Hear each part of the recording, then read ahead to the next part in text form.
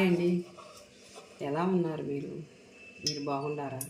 నేను బాగుండాలని కోరుకుంటున్నాను. నేను బాగున్నానండి. ఈరోజు అమరావతి రుచుల్లో పన్నీర్ పలావ్ చేస్తున్నానండి. 200 గ్రాములు పన్నీర్ తెప్పించుకున్నాను. 4 గరిటెలు చిన్న గరిటెలు ఆయిల్ పోసుకున్నానండి. ఇప్పుడు ఈ దోరగా వేయించుకున్నాను. ఇప్పుడు కట్ చేసుకొని శుభ్రంగా ఈ సైజు ముక్కలు కట్ చేసుకున్నానండి. చాలండి మనకి పన్నీర్ బిర్యానీ కదా, పన్నీర్ పలావ్ కదండి, అందుకని ఇప్పుడు ఈ దోరగా వేయించుకుందాం. ఆయిల్ కాగిందండి.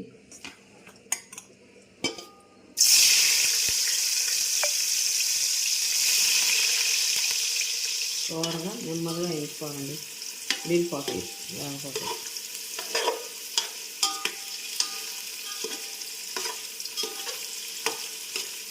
మంట కొంచెం స్పీడ్గానే పెట్టుకోండి, స్లోగా పెట్టుకోకూడదు మనం మంట.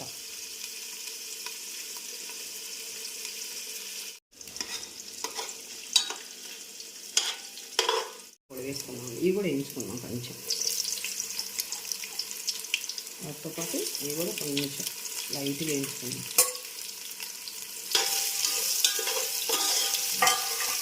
వేగిని నూనెంతా లాగేసి పట్టేస్తాయండి.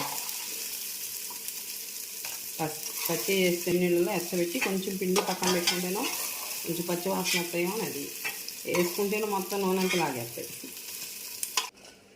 తర్వాత పలావ్ వేస్తాను కదండి. తర్వాత సెట్ అయ్యింది. 2 గరిటెలు ఆయిల్ పోసుకుంటున్నాను. 2 గరిటెలు చాలు. ఒక అరకెద్దు సుమారు నెయ్యి.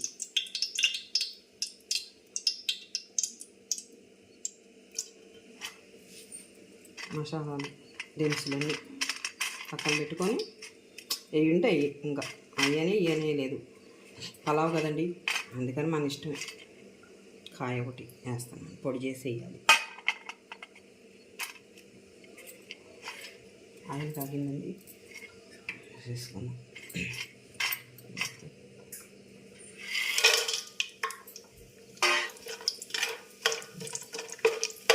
అలా వెల్లుల్లి పేస్ట్,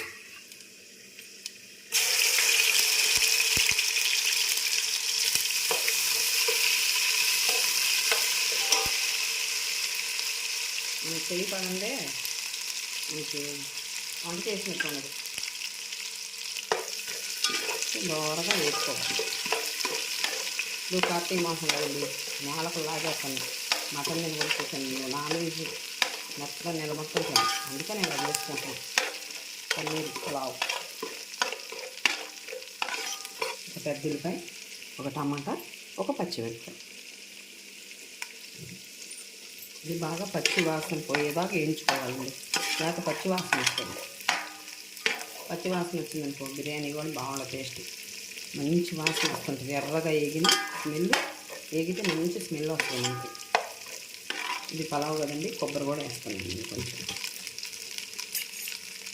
బిర్యానీ కంటే ఏమో పలావ్ కంటే వేస్తాను. ఇది బాగా వేగాలి.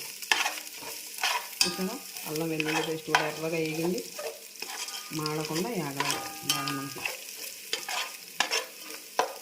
కొబ్బరి కూడా వేసుకున్నాను, వేగింది. వేసుకోవాలి.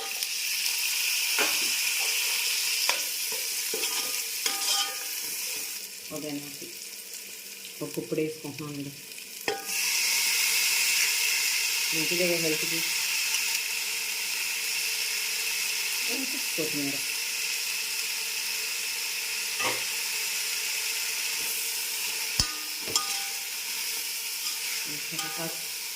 కాయ కూడా పొడి వేసుకున్నాం, పొడి కొట్టుకొని. ఇప్పుడు మసాలాలు మొత్తం వేగినాయి చూసారా, మంచి సువాసన వస్తుంది. ఈ పన్నీరు మిల్మిక్కల ముక్కలు కూడా వేసేస్తున్నానండి. ఎందుకంటే ఇందాక నూనె బాగా ఆయిల్ పీల్చుకుంది, అవి తర్వాత వేసామనుకో పెద్దగా ఆయిల్ అంతా మొత్తం దిగదు వాటిల్లోంచి. ఇప్పుడు వేస్తేనే బాగుంటాయి నీళ్ళలో.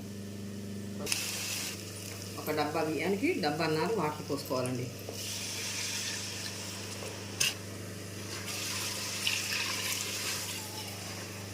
సాల్ట్ అండి. స్పూన్ వేసుకుందాం, సాలపోతే తర్వాత చూసి వేసుకుందాం. మూత పెట్టేసుకుందాం. ఇంకా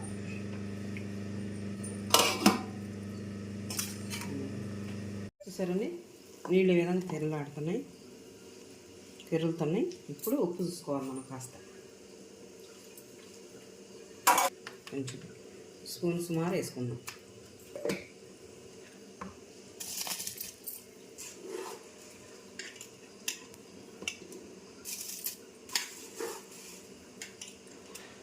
ఇలా కలబెట్టుకొని ఎంత బాగుందో చూసారా, ఇడిలిపోవాలి బాగానే ఉంటాయి. ఎందుకంటే మూత పెట్టేసుకున్నామండి. చూసుకోవాలండి, ఒకవైపు ఉడుకుతుంది ఒకవైపు ఉడకట్లేదు చూసారా. పెద్ద మంట పెట్టుకోవాలి.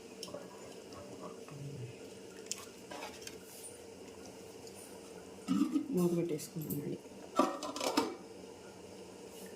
పన్నీర్ పలావ్ అయిందో లేదో చూద్దాం. ఇప్పుడు చూసారా, ఇలా ముత్యాలల్లే పలుకులు రాలుతుందో ఇలా రాలాలి. ముద్దగా ఉందనుకోండి బాగుండదు, టేస్ట్గా ఉండదు. ముక్కలు కూడా చూసారా ఎలా ఉన్నాయో అలా ఉండాలి. కొంచెం మగ్గనిద్దామండి, ఎలా ఉందో చూపిద్దామని తీసాను. కొంచెం మగ్గనిస్తే చాలు. ఇంకా చూసారా లోపల నుంచి తీసిన అలాగ వస్తుందో.